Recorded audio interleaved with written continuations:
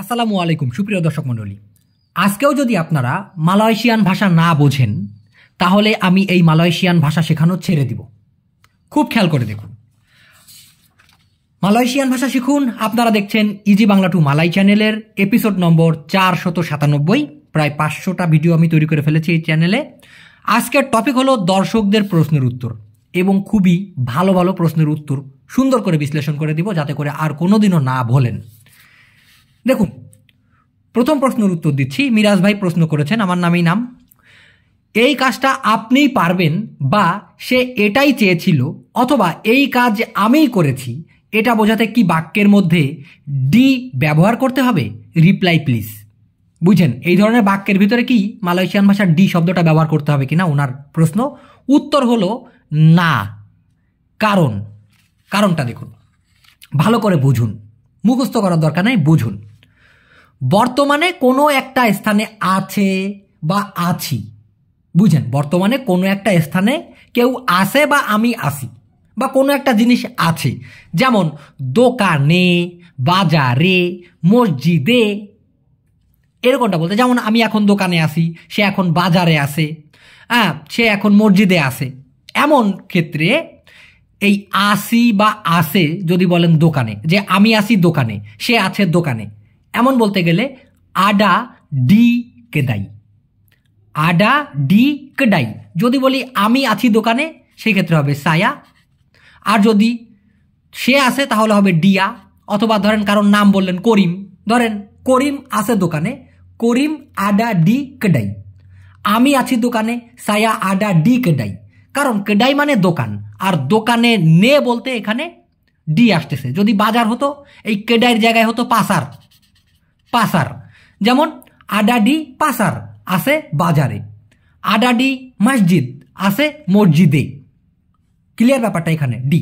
যেমন যদি সিম্পলি বলা হয় যে এখানে আছে দোকান, হ্যাঁ এখানে দোকান আছে, সেই ক্ষেত্রে দেখুন সিনি আডা কেডাই। আডা মানে আছে, দোকানকে বলা হয় কেডাই।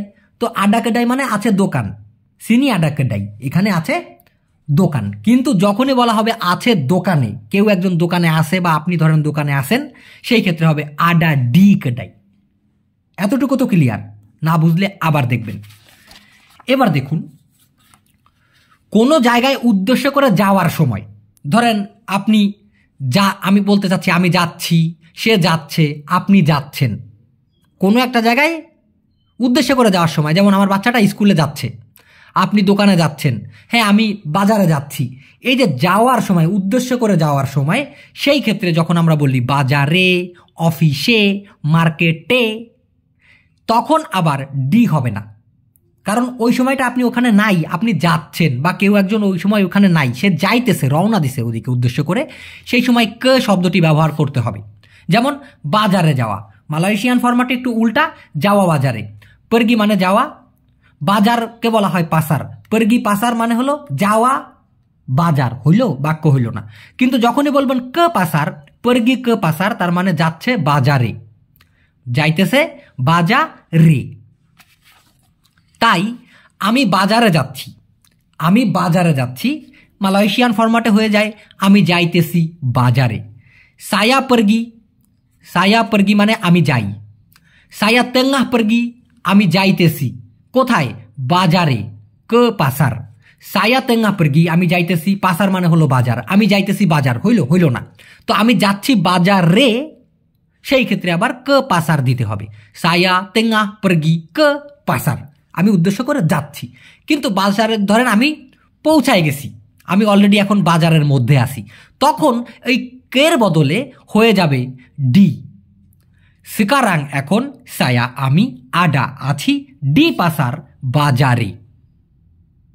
তো উদ্দেশ্য করে যাওয়ার সময় বাজারে হয়ে যাবে ক পাসার, অলরেডি বাজারে আসেন বলতে হয়ে যাবে ডি পাসার। সিকারাং সায়া আডা ডি পাসার। আশা করি এই ভিডিওটা দেখার পরে এই টপিক নিয়ে আর কারো প্রশ্ন থাকবে না ইনশাল্লাহ।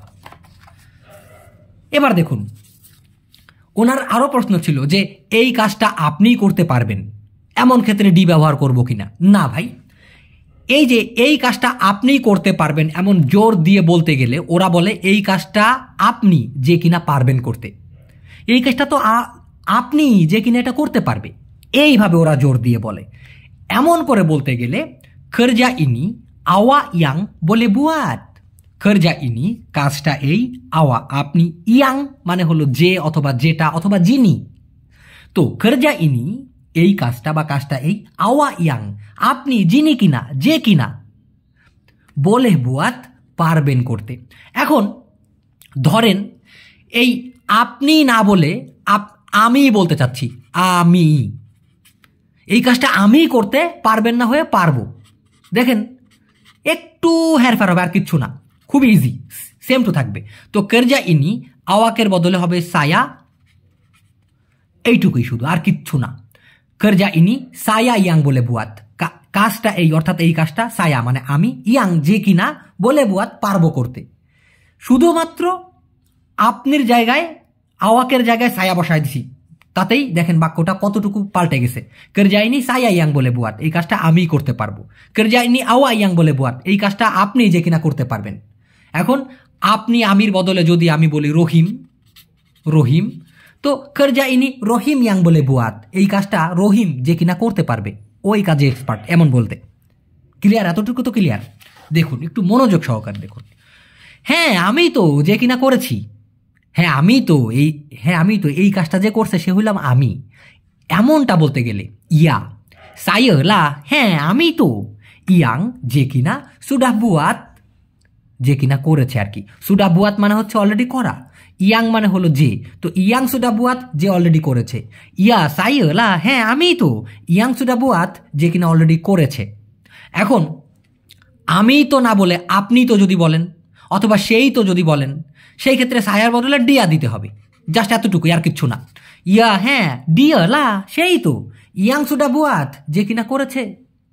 এখন ইনিও দিতে পারেন এটার পরে ইনি, ইনি ইয়া হ্যাঁ ডিয়া লা সেই তো, ইয়াং সুডা বুয়াত ইনি যে কিনা এটা করেছে। আপনাকেই করতে হবে, আপনাকেই করতে হবে। এখন করতেই হবে, যাইতে হবে, খাইতে হবে, এটার ক্ষেত্রে মালয়েশিয়ান ভাষায় কেনা বুয়াত। যেমন সায়া কেনা বুয়াত আমাকে করতে হবে, আওয়া কেনা বুয়াত আপনাকে করতে হবে। কিন্তু যখনই বলতে হবে আপনাকেই করতে হবে, মালয়েশিয়ান ভাষায় হয়ে যায় আপনি যাকে কিনা করতে হবে, আপনি সেজন যেজনকে এটা করতে হবে। এটা বলতে গেলে ভেঙে এভাবে বলে আওয়া ইয়াং কেনা বুয়াত, তখন জোর দিয়ে বলা হয় আওয়া ইয়াং কেনা বুয়াত, আরে আপনাকেই করতে হবে। সায়া ইয়াং কেনা বুয়াত আমাকেই করতে হবে, ডিয়া ইয়াং কেনা বুয়াত তাকেই করতে হবে, কামো ইয়াং কেনা বুয়াত তোকেই করতে হবে। ঠিক আছে? আচ্ছা দেখুন, এবার নাসির ভাই জিজ্ঞাসা করেছেন, ভাই পাঞ্জাং আর তিঙ্গির মধ্যে পার্থক্য কি? মালয়েশিয়ান ভাষায় পাঞ্জাং আর তিঙ্গি আমরা জানি দুইটার মানেই হলো লম্বা বলেই, তাই না? আমি যদি বলতে চাই দুইটা লম্বা লোহা আছে, তাহলে এই লাম্বার, নাম্বার তো না, লাম্বার বলতে চাচ্ছেন উনি, বুঝাইতে কোনটা বলতে হবে? Please help me. খুব সুন্দর প্রশ্ন। দেখুন পাঞ্জাং মানেও লম্বা, আবার তিঙ্গি মানেও লম্বা। পাঞ্জাং মানে লম্বা, সাধারণত রাস্তা, দড়ি, সুতা, চুল, ট্রেন সহ এমন জাতীয় কোনো কিছুর পরিধি মাপতে ব্যবহার করা হয়। কি মাপতে? পরিধি মাপতে। ধরেন এই একটা কলম, এটা কয় ইঞ্চি লম্বা, এই যে পরিধি, এমন পরিধি মাপার ক্ষেত্রে মালয়েশিয়ান ভাষায় পাঞ্জাং শব্দটি ব্যবহার করা হয়, যেটার মানে হলো পরিধি অথবা লম্বা। এক কথায় শুয়ে থাকা বস্তু, যেই বস্তুর দুই মাথাই মাটিতে পড়ে থাকে, যেমন এই একটা কলম, এটা দুই মাথায় কিন্তু মাটিতে পড়ে আছে। এটা যদি একটা ট্রেন হতো একই কথা ছিল। তো এমন বস্তু বা এমন একটা কোনো কিছু, এটা প্রাণীও হইতে পারে, ধরেন সাপ, সাপের ক্ষেত্রেও সেই ক্ষেত্রে পাঞ্জাং কথাটি ব্যবহার করতে হবে লম্বার ক্ষেত্রে। কেমন একটু খেয়াল করে দেখুন প্লিজ। যেমন এই ট্রেনটা তো এরকমভাবে দাঁড়ায় নাই, উপর দিকে মাথা করে নাই, ও কিন্তু শুয়ে আছে বা ওইভাবে চলতেছে। তো এই ক্ষেত্রে এটা কত ফুট বা কত হাত, এটার পরিধি মাপতে গেলে এটাকে পাঞ্জাং বলতে হবে। পাঞ্জাং ব্রাপা কাকি, কত ফুট লম্বা, পাঞ্জাং ব্রাপা মিটার, কত মিটার লম্বা। এরকম একটা গাছ যখন দাঁড়ায় থাকে তখন আলাদা হিসাব, কিন্তু যখন কেটে ফেলে রাখা হলো তখন এই গাছের গুড়িটা কতটুকু লম্বা, এইটার পরিধি মাপতে গেলেও ওরা বলে ব্রাপা কাকি, কত ফুট। কাকি মানে ঠ্যাং অথবা পা, ঠিক আছে, কিন্তু ফুট বলতে গেলেও কাকি বলে। আবার দড়ি, এই দড়ি দেখুন একটা দড়ি, এইটা দুইটার মাথায় কিন্তু পড়ে আছে, এমন এই দড়িটা কত কত মিটার কত ফুট, হ্যাঁ, এগুলো মাপতে গেলেও কিন্তু আপনাকে পাঞ্জাং কথাটি ব্যবহার করতে হবে। এটা গেল পাঞ্জাংয়ের ব্যাপার। এবার আসি তিঙ্গি। তিঙ্গি মানেও লম্বা, তবে এই লম্বা উচ্চতা মাপতে ব্যবহার করা হয়, মানে উচ্চতা মাপার সময় তিঙ্গি ব্যবহার করা হয়। যদি এই যে কলমটা এইভাবে মাটিতে পোতা থাকতো সেই ক্ষেত্রে আর পাঞ্জাং হতো না, তখন তিঙ্গি হতো, কারণ এটা উপর দিকে মুখ করে আছে। মানে যে কোনো একটা বস্তু অথবা কোনো কিছু যা অথবা যেটা উপর দিকে মুখ করে থাকে, এইটা পরিমাপ করার সময় সেইটাকেই বলতে হয় তিঙ্গি। তিঙ্গি বরাপা ইঞ্চি, কত ইঞ্চি লম্বা, তিঙ্গি বরাপা মিটার, কত মিটার উঁচু অর্থাৎ লম্বা আর কি। মাথায় ধরেছে? দেখুন যেমন এই মানুষটা, এখানে একজন খাটো মানুষ আছে, এখানে একজন লম্বা মানুষ আছে, তো এ হলো তিঙ্গি আর এ হলো পেন্ডে। পেন্ডে আর তো হলো তিঙ্গি। রেন্ডা মানেও কিন্তু নিচু। তো আমরা বুঝলাম এই যে উঁচু হয়ে যে রয়েছে এটা হলো বাঙ্গুনান তিঙ্গি, মানে বিল্ডিং মানে বাঙ্গুনান মালয়েশিয়ান ভাষায়। বাঙ্গুনান তিঙ্গি, পোকো তিঙ্গি, অরাং তিঙ্গি মানে উঁচু লোক অথবা উঁচু ব্যক্তি, উঁচু বিল্ডিং, উঁচু গাছ, এই ক্ষেত্রে হবে পোকো তিঙ্গি, বাঙ্গুনান তিঙ্গি, অরাং তিঙ্গি। ক্লিয়ার ব্যাপারটা? ক্লিয়ার হলেন? আর যদি এই গাছটা আমি কেটে ফেলতাম, এইভাবে মনে করেন শুয়ে আছে মাটিতে, সেই ক্ষেত্রে হতো পোকো পাঞ্জাং বা কায়ু পাঞ্জাং, লম্বা কাঠ। গাছ কেটে ফেলে তো কাঠ হয়ে গেল। এরপরেও যদি না বোঝেন তাহলে কমেন্ট বক্সে বলবেন ভাই, হয় আপনার দ্বারা শেখা সম্ভব না, আর না হয়তো ভাই আমি বলতে পারি না, আমি বুঝাইতে পারি না, আমার দ্বারা শেখানো সম্ভব না। আরেক ভাই জিজ্ঞাসা করেছেন, সুমন ভাই আসসালামু আলাইকুম স্যার, কেমন আছেন? আলহামদুলিল্লাহ ভাই ভালো। ওয়ালাইকুম আসসালাম। আমার একটা প্রশ্ন ছিল, যেমন আমরা বলি আমার ভাইয়ের সাথে তার বোনের বিয়ে হয়েছে, এটার মালায় কি হবে স্যার, যদি একটু বলতেন। মানে আমার ভাইয়ের সাথে তার বোনের বিয়ে হয়েছে, এখন এখানে আসলে বোঝার দরকার আছে আমার বড় ভাইয়ের সাথে তার ছোট বোনের বিয়ে হয়েছে নাকি আমার ছোট ভাইয়ের সাথে তার বড় বোনের বিয়ে হয়েছে। এই জিনিসটাকে মালয়েশিয়ান ভাষায় কিভাবে বলা হয়, কিভাবে বলা উচিত, ভালো করে দেখুন। ছোট ভাই অথবা ছোট বোনকে এক কথায় বলা যায় আডি। কি বলা যায়? আডি। আর এক কথায় ভাই বোনকে বলা হয় আডি ব্রাডি। তোমরা কয় ভাই বোন? কামু ব্রাপা আডি ব্রাডি, আওয়া আডা ব্রাপা, অরাং আডি ব্রাডি, আপনার কয়জন ভাই বোন আছে? আডি ব্রাডি। কিন্তু সিম্পলি ছোট ভাই অথবা ছোট বোনকে বলা হয় আডি। ইনি সাইয়া পুনি আডে, এটা আমার ছোট ভাই অথবা ছোট বোন। কারণ যখন সামনের পরে দেখাচ্ছেন চুল লম্বা থাকলে মেয়ে অথবা ছেলে, এটা তো বোঝা যায়, তাই না? কিন্তু স্পেসিফিকভাবে যখন বলতে হয় ছোট ভাই, তখন বলতে হবে আডি লেলাকি, কারণ লেলাকি মানে হলো পুরুষ বোঝায়, ছেলে বোঝায়। তো আডি লেলাকি মানে ছোট ভাই বা বোন যে কিনা পুরুষ, এক কথায়। তো ছোট ভাই আডে লেলাকি। যদি ছোট বোন বলা হয় আডে পেরম্পুয়ান, কারণ লেলাকি মানে ছেলে, পেরম্পুয়ান মানে হলো মেয়ে। ক্লিয়ার ব্যাপারটা? এই জন্য আডে লেলাকি মানে হলো ছোট ভাই, আডে পেরম্পুয়ান মানে হলো ছোট বোন। বড় বোনকে বলা হয় আবাং, বড় ভাইকে বলা হয় আবাং। আর বড় বোনকে মালয়েশিয়ান ভাষায় বলা হয় কাকা, কাকা। তবে অনেক সময় লাস্টের কটা ওরা এভাবে না বলে সিম্পলি ছেড়ে দেয়, বেধায় অনেকে মনে করে শুধুমাত্র কাকা বলতেছে। না ভাই, মূলত লাস্টে একটা ধাক্কা হবে, কাকা কাকা। ক্লিয়ার ব্যাপারটা? আচ্ছা, এবার আপনি বলতে চাচ্ছেন আমার ছোট ভাই বা আমার বড় ভাই বিয়ে করেছে তার ছোট বোনের সাথে অথবা বড় বোনের সাথে, এটাই তো বলতে চাচ্ছেন।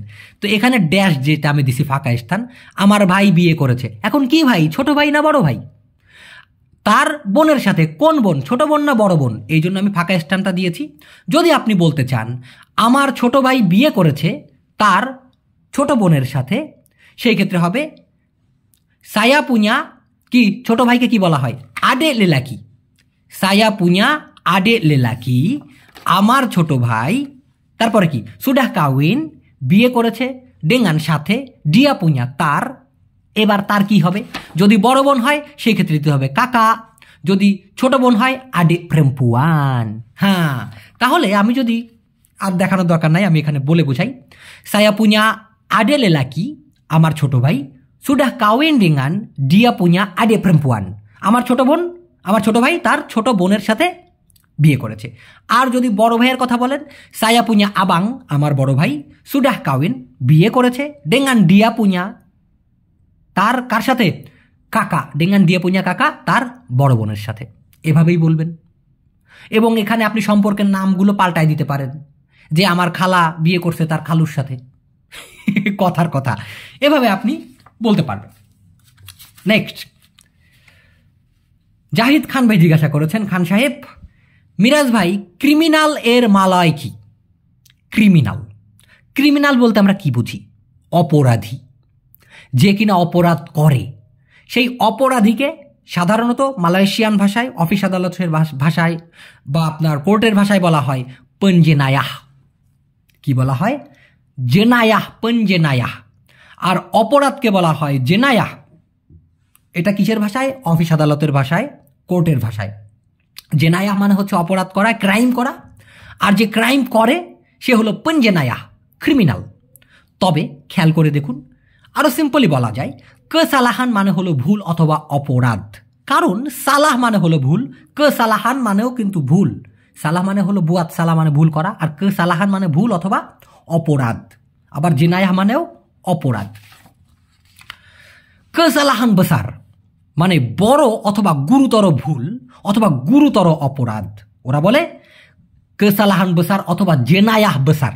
কারণ কেসালাহান এবং জেনায়াহ দুইটার মানেই কিন্তু অপরাধ আসতেছে একদিক থেকে, এই জন্য বলতে পারে জেনায়াহ অথবা কেসালাহান বেসার, বড় ধরনের বা গুরুতর অপরাধ। সালাহ মানে সাধারণত ভুল, সিলাপ মানে হলো ত্রুটি।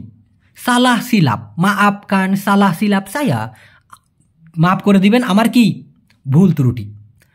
বুয়াত সালাহ মানে হচ্ছে ভুল করা। বুয়াত সালাহ, বুয়াত কেসালাহান একই জিনিস। তো এই জিনিসগুলো ঘুরে ফিরে একই মায়ের পেটের খালাতো ভাই, এই জন্য ঘাবড়ানো যাবে না, বোঝার চেষ্টা করতে হবে, আস্তে আস্তে বুঝে যাবেন ইনশাল্লাহ। ভাই আমার দুইটা প্রশ্ন, যেমন প্যান্ট ঢিলা ও টাইট এর মালয় ভাষা কি? উত্তর দিলে খুশি হতাম, কমেন্ট বক্সে দিয়ে দিয়েছি। অধিকাংশ মানুষের প্রশ্ন আমি কমেন্ট বক্সেই দিয়ে দিই, তবে এখানে বিশ্লেষণ করে দিচ্ছি। দেখুন, ঢিলাকে মালয়েশিয়ান ভাষায় বলা হয় লোঙ্গার।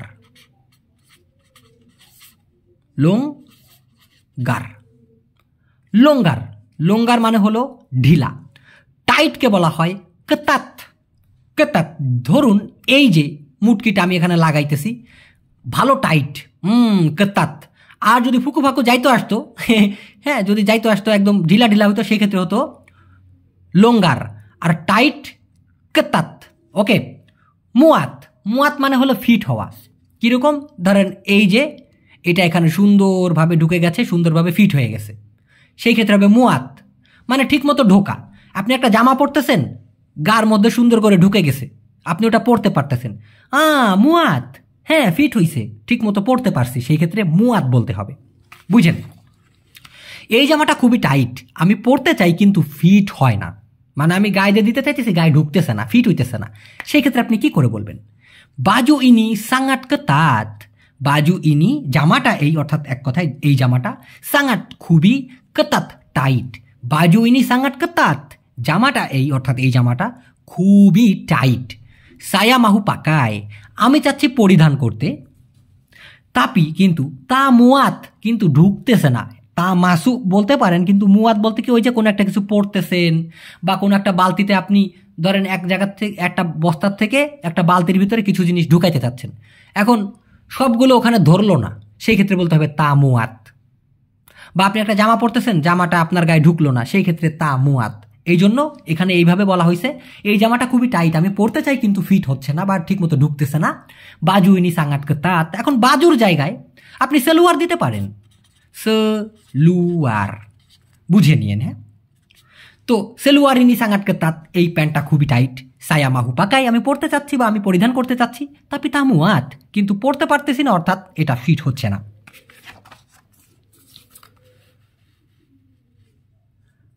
ওকে, আরেক ভাই জিজ্ঞাসা করেছেন, নয়ন ভাই, উপর থেকে আছাড় মারাকে কি বলে, আর ধমক দেওয়াকে মালয় ভাষা কি হবে? সুন্দর প্রশ্ন।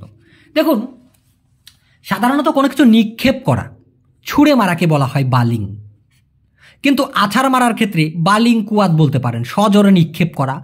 কিন্তু মেইন যে ভাষাটা খুবই কম ব্যবহৃত হয়, সেটা হলো হেমপাস। হেমপাস মানে হলো আছাড় মারা। ধরে এই যে ধরে তোরা কিন্তু আছাড় মারবো, এই যে আছাড় মারলাম, এটাকে বলা হয় হেমপাস। কি বলা হয়? হেমপাস। তবে অনেকে বালিং কুয়াত বলে। উপর থেকে আছাড় মারা, আর ওরা বলে কি আছাড় মারা থেকে উপর। হেমপাস ডারি আতাস। হেমপাস মানে কি আছাড় মারা, ডারি মানে হলো থেকে বা হইতে, আতাস মানে হলো উপর। তো উপর থেকে ডারি আতাস কি করা? আছাড় মারা হেমপাস। হেমপাস ডারি আতাস অথবা বালিং কুয়াত ডারি আতাস, উপর থেকে সজোরে নিক্ষেপ করা, অথবা হেমপাস ডারি আতাস, উপর থেকে সজোরে আছাড় মারা। ক্লিয়ার? ধমক দেওয়া। ধমক দেওয়ার অফিসিয়াল শব্দ সেটা হলো তংকিং। আমি আবার বলছি, ধমক দেওয়ার বই খাতা এবং অফিস আদালতের ভাষা সেটা হলো তংকিং, ধমক দেওয়া। তবে চিৎকার করা বা চিৎকার করেকে বলা হয় জরিত অথবা মঞ্জরিত। জোরে চিল্লানো, মঞ্জরিত অথবা জরিত। রাগ করাকে বলা হয় মারা। এখন যখন কারোর প্রতি রাগ করা হয় তখন তো তাকে ধমক দেওয়াই হয়। তো বলতে পারে তোলং জাঙান মারা, দয়া করে রাগ করেন, অথবা জাঙান কি তেঙ্কিং, দয়া করে ধমক দিবেন না, এটা বলতে পারে। এখন যদি বলতে চান দিও না ধমক আমাকে, মানে আমাকে ধমক দিবা না, ওদের ভাষায় হচ্ছে দিও না ধমক আমাকে, জাঙান কি হবে? তেঙ্কিং বলতে পারেন, মারাহ বলতে পারেন, জরিত বলতে পারেন। জাঙান জরিত পাডেসায়া, আমার প্রতি চিল্লাবা না। অথবা বলতে পারেন জাঙান তেঙ্কিং পাডেসায়া, আমাকে ধমক দিবা না। জাঙান মারাসায়া, আমার প্রতি রাগ করবা না বা আমার সাথে রাগান্বিতভাবে কথা বলবা না। আপনি ইচ্ছা মতো এই তিনটাই এখানে বসাইতে পারেন শূন্য স্থানে। জাঙান তেঙ্কিং, জাঙান জরিত, জাঙান মারাহ পাডেসায়া, যে কোনোটা বললে মোটামুটি আপনার মনের ভাব আপনি প্রকাশ করতে পারবেন ইনশাল্লাহ। মোটামুটি কি পুরোটাই পারবেন। হ্যাঁ, আচ্ছা, এবার দেখুন আলম ভাই জিজ্ঞাসা করেছেন, ভাই তাহলে এর মালাই কি হবে? একটু বলবেন দয়া করে। একটু না, পুরোটা বলতেছি। তাহলে বা অতএবকে মালয়েশিয়ান ভাষার অফিসিয়াল যে শব্দ সেটা হলো মাক্কা। মাক্কা সাধারণত বই পাঠ করার সময়, হ্যাঁ, বিশেষ করে দেখবেন খুতবা শোনার সময় যখন কিনা হাদিস পাঠ করে শোনায়, তখন এই মাক্কা কথাটি বারবার ব্যবহার করে। মানে এটা লিখিত বা অফিসিয়ালি ব্যবহার করা হয়। তবে সাধারণত সবসময় ব্যবহার করা হয় জাডি অথবা খালাও মাচাম ইতু। জাডি মানে তাই, জাডি মানেই হওয়া, জাডি মানেই হচ্ছে তাহলে। এই জাডির অনেক রূপ আছে, কিন্তু অতএব অথবা তাহলে এই জিনিসটাকে সাধারণত সিম্পলি বলা হয় কালাও মাচামিতু। যদি ওরকম হয়, আচ্ছা যদি ওরকম হয় তাইলে আমারে দুইটা দেন, আচ্ছা তাহলে আমারে দুইটা দেন, একই তো কথা। যদি ওরকম হয় এবং তাহলে একই তো। তাই যদি ও এরকম হয়, এরকম যদি বলা হয়, সেই ক্ষেত্রে কালাও মাচামিতু দিয়ে বোঝাবেন। তাহলে আমিও চাই যেতে সাথে আপনার, কেমন হয়ে গেল তাই না? মানে আমরা যদি বলি তাহলে আমিও আপনার সাথে যেতে চাই মালয়েশিয়ান ফরম্যাটে হলে, তাহলে আমিও চাই যেতে সাথে আপনার। কালাও মাচামিতু তাহলে যদি ওরকম হয় একই জিনিস। সায়াপুন মাহু আমিও চাই পরগি যেতে ডিঙা নাওয়া সাথে আপনার, অর্থাৎ আপনার সাথে। কালাও মাচামিতু তাহলে যদি ওরকম হয়, সায়াপুন মাহু পরগি আমিও চাই যেতে ডিঙা নাওয়া আপনার সাথে।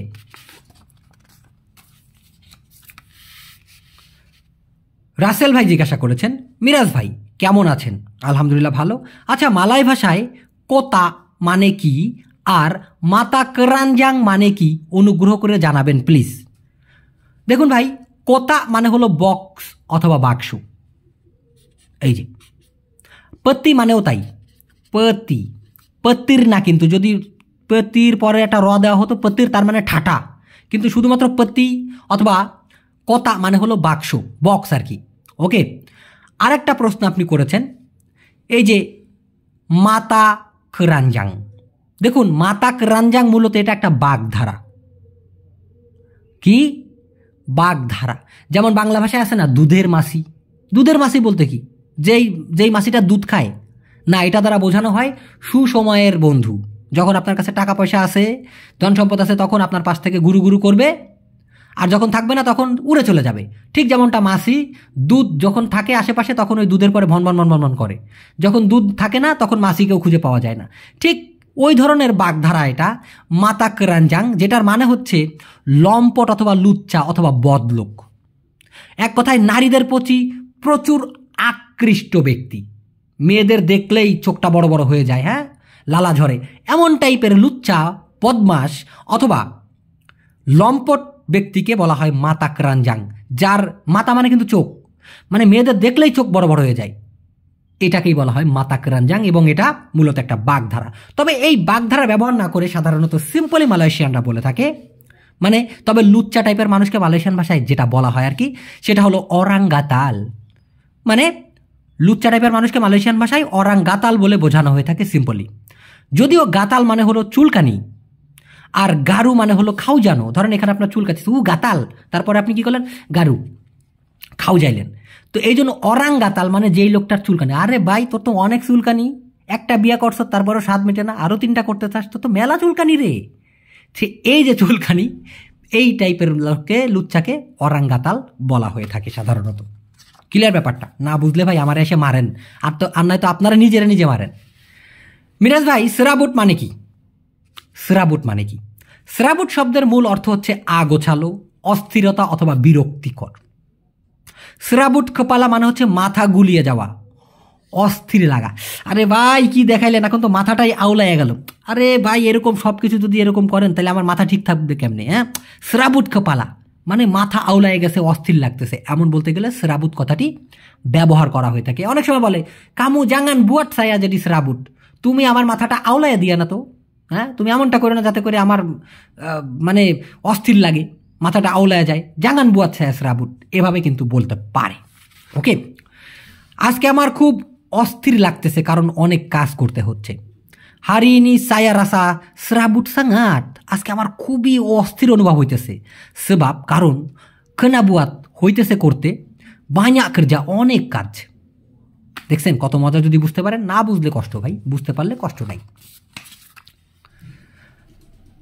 রুবেল ভাই জিজ্ঞাসা করছেন, আসসালামু আলাইকুম ভাই, কেমন আছেন? ওয়ালাইকুম আসসালাম, আলহামদুলিল্লাহ ভালো।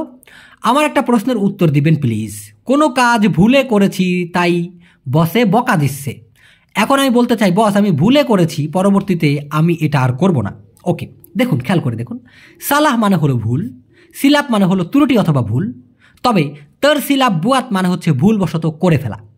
তর সিলাপ বুয়াত মানে ত্রুটিবশত, ভুলবশত, না বুঝে করে ফেলা। তর সিলাপ, মাফ সায়াত তর সিলাপ, দুঃখিত আমি ভুলবশত, হ্যাঁ কি বুয়াত করছি, মাফ সায়াত তর সিলাপ বুয়াত, ভুলবশত করে ফেলা আর কি। এখন আপনি যদি বলতে চান দুঃখিত বস আমি ভুলবশত করছি, অন্যবার আর করবো না এরকম, আর অন্যবার করবো না এরকম আর। মা বস, দুঃখিত বস, সায়া তর সিলাপ বুয়াত, আমি ভুলবশত করে ফেলছি, লাইন কালি অন্যবার তা আকান বুয়াত করিব না, মাচাম ইনি লাগি এরকম আর। একটানে মা আব্বাস সায়া তর সিলাপ বুয়াত, লাইন কালি তা আকান বুয়াত মাচাম ইনি লাগি, দুঃখিত বস আমি ভুলবশত করে ফেলেছি, অন্যবার করব না এরকম আর। দরকার হয় লিখে রাখুন। নেক্সটে আজমল ভাই জিজ্ঞাসা করেছেন, আসসালামু আলাইকুম মিরাজ ভাই। ওয়ালাইকুম আসসালাম, আশা করি ভালো আছেন, আলহামদুলিল্লাহ। আমার একটা প্রশ্ন ছিল, হারুস, মস্তি, পাস্তি এই 3টা শব্দ কি একইভাবে ব্যবহার করা যাবে? দয়া করে জানাবেন। দেখুন ভাই, হারুস মানে অবশ্যই, মস্তি মানেও অবশ্যই, কিন্তু পাস্তি মানে হলো শিওর অথবা নিশ্চিত। আওয়া হারুস বুয়াত আপনাকে অবশ্যই করতে হবে, আওয়া হারুস কেনা বুয়াত, হ্যাঁ। মস্তি মানেও কিন্তু অবশ্যই, হ্যাঁ, মস্তি সায়া তাহু অবশ্যই আমি জানি, কিন্তু পাস্তি মানে হলো শিওর অথবা নিশ্চিত। সায়া পাস্তি ডিয়া সুডা আম্বিল ইনি, আমি শিওর সে এটা নিয়েছে। সায়া পাস্তি আওয়া মেমাং বাইক, আমি শিওর আপনি আসলেই ভালো। সায়া পাস্তি হারিনি ডিয়া তা আকান ডাটাং, আমি শিওর বা আমি নিশ্চিত আজকে সে আসিবে না। তাহলে হারুস, মস্তি এবং পাস্তি এগুলোর অর্থ ক্লিয়ার হয়েছেন ইনশাআল্লাহ। মাসুদ ভাই জিজ্ঞাসা করেছেন, আসসালামু আলাইকুম মিরাজ ভাই। ওয়ালাইকুম আসসালাম, কেমন আছেন? আলহামদুলিল্লাহ ভালো। অনেকে কপি আনতে বলে কাউ কাউ করে, এই কাউ কাউ কি? যদি একটু উদাহরণ সহ বিশ্লেষণ করবেন। আচ্ছা, এখানে কপি বলতে আপনি কফির কথা বলতেছেন তাই তো? কফি, চা কফি, যে কফি আমরা খাই আর কি। তো অনেকে কি বলে, কফি আনতে আমার জন্য একটা কফি নিয়ে আসো, তখন বলে কাউ কাউ, সাইয়া মাহু কপি কাউ, তাই তো? দেখুন, যদিও মালয়েশিয়ান ভাষায় ঘনকে বলা হয় পেকাট, ঘনকে বলা হয় পক্কাট। যেমন দুধ জ্বালাইতে জ্বালাইতে ঘন হয়ে যায়, চা বানাইতে গেলে চায়ের ভিতরে অতিরিক্ত দুধ অথবা ম্যাটেরিয়াল দিলে সেটা ঘন হয়ে যায়, কফির ক্ষেত্রেও তাই, ক্রিম বেশি দিয়ে দেয়। সেই যে ঘনটা, ওটাকে আপনি পক্কাটও বলতে পারেন, কিন্তু চা কফির ক্ষেত্রে যেমন ঘন চা, ঘন কফি এসব বোঝাতে কাও, KAW। আর যদি বলে KAU, কাউ অথবা কামু, কামু এটার মানে হচ্ছে তুমি অথবা তুই।